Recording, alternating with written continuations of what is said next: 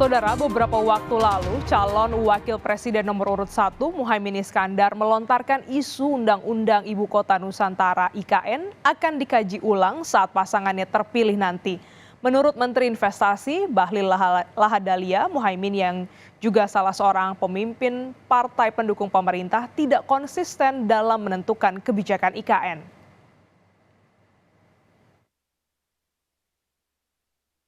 Menteri Investasi Bahlil Lahadalia mengingatkan PKB agar konsisten. Pasalnya, PKB merupakan salah satu partai politik yang menyetujui pemindahan ibu kota. Bahlil pun menekankan bahwa pembangunan IKN sudah diatur dalam undang-undang sehingga melanjutkan pembangunan IKN merupakan kewajiban. Beberapa waktu lalu, calon wakil presiden nomor urut 1 Muhaimin Iskandar melontarkan isu Undang-Undang Ibu Kota Nusantara IKN akan dikaji ulang. Konsisten. Ada calon presiden yang belum memimpin sudah mengatakan akan merubah kebijakan, bahkan akan mencabut undang-undang ibu kota negara Nusantara. Katanya menurut versi dia, ibu kota Nusantara yang ada di Kalimantan itu adalah bentuk bukan untuk mewujudkan pemerataan, tapi itu hanya untuk melahirkan ketidakadilan.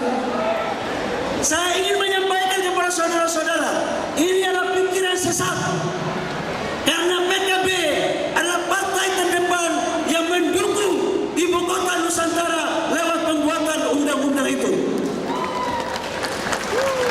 Dan harus diingat bahwa pembangunan ibu kota Nusantara adalah bentuk pemerataan pertumbuhan ekonomi.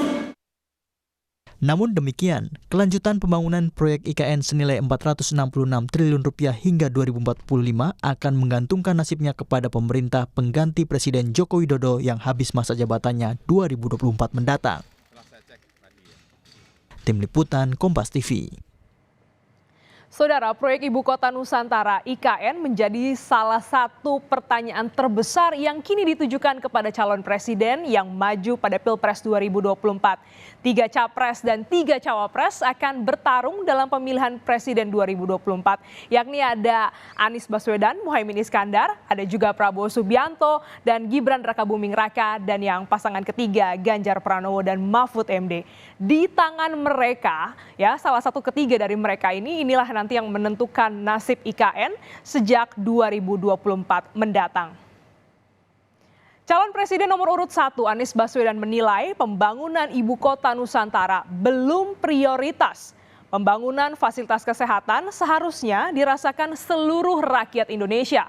Kalau pembangunan di IKN hanya dirasakan oleh aparat negara yang bekerja untuk negara. Sementara yang perlu kita lakukan adalah negara bekerja untuk rakyat. Anies juga bilang kita punya anggaran yang terbatas. Kita harus membuat skala prioritas. Ada persoalan yang lebih mendesak yang harus diselesaikan. Sedangkan menurut calon presiden nomor urut 2, Prabowo Subianto, memastikan bahwa pihaknya telah merencanakan pertahanan dan keamanan ibu kota negara IKN Nusantara. Prabowo mengatakan pemerintah telah memperhitungkan langkah antisipasi ancaman, baik serangan teritori dari darat, laut, udara, serta siber.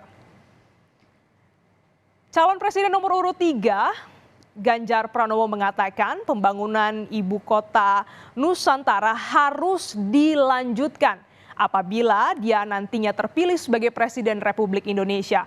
Menurut Ganjar, pembangunan IKN sudah tertuang dalam undang-undang sehingga jika tidak dilanjutkan akan menyalahi aturan. Deputi 4 Kepala Staf Kepresidenan Juri Ardiantoro mengatakan proyek pembangunan IKN ini membutuhkan anggaran sebesar Rp466 triliun. Ya, menurutnya skema pembiayaan IKN tidak akan seluruhnya bergantung kepada anggaran pendapatan dan belanja negara. Perkiraan kasarnya dari total dana sebesar Rp466 triliun yang dibutuhkan, pembiayaan dari APBN hanya sekitar 8 triliun rupiah. Lalu kerjasama pemerintah dengan badan usaha dan swasta 253,4 triliun rupiah, sementara BUMN dan BUMD sebesar 123,2 triliun rupiah. Menteri Investasi atau juga Kepala Badan Koordinasi Penanaman Modal Bahlil Lahadalia menegaskan bahwa sudah ada investor asing yang menyampaikan minatnya untuk masuk ke IKN. Hanya saja sesuai arahan Presiden Joko Widodo, investor lokal harus diutamakan terlebih dahulu masuk ke IKN sampai gelaran upacara HUT RI di tahun 2024. Dan tim pemenangan nasional Anies Baswedan Muhaimin Iskandar, Thomas Trikasi Lembong menyebut bahwa investor sudah sejak awal ragu untuk membiayai IKN. Hal itu ia ungkapkan untuk menanggapi pernyataan Menteri Investasi Bahlil Lahadalia yang dimana sebelumnya menyebutkan bahwa investor IKN mulai ragu karena salah satu capres tidak ingin melanjutkan IKN. Lembong sendiri merupakan mantan kepala BKPM pada periode pertama pemerintahan Joko Widodo. Saat ini ia tergabung dalam tim pemenangan pasangan calon presiden Anies Baswedan dan cawapres Muhaimin Iskandar. Dan saudara, progres pembangunan IKN hingga Agustus 2023 yaitu kurang lebih adalah fasilitas pemerintahan seperti Istana Negara, kantor pemerintahan sudah 27%. Rumah tapak jabatan menteri sekitar 22%, jalan tol untuk seksi 3A, 3B, 5A sekitar 40%, ada juga pembangunan bendungan kurang lebih sebesar 90%, dan fasilitas umum seperti rumah sakit, hotel, training center, baru proses peletakan batu pertama.